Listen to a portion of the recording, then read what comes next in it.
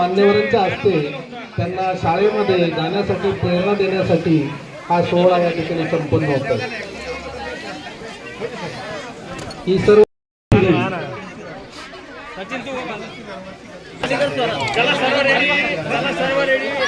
मागे मागे मागे हे मागे चल मित्रा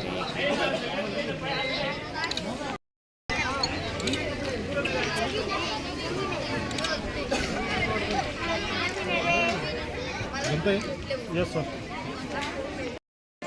लाईट मुलं घोळ करून राहिले।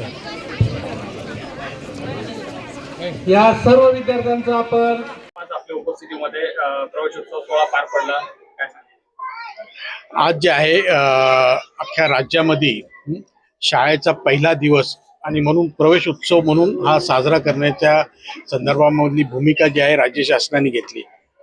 त्याचं कारण मुख्यतः कारण म्हणजे जे आहे मुलांना प्रोत्साहन मिळावं, पालकांनाही प्रोत्साहन मिळावं की मुलांना रोज जे आहे शाळेत पाठवायला पाहिजे।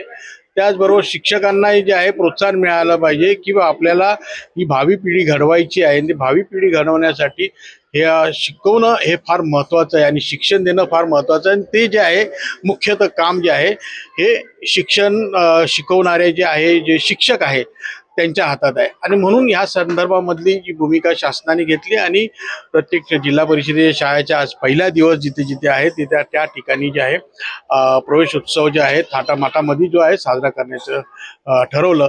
मी सर्व विद्यार्थ्यांना, शिक्षकांना आणि पालकांना मनापासून ह्या शिक्षक प्रवेश उत्सवाच्या जे आहे पहिल्या दिवसाच्या आहे मनापासून शुभेच्छा।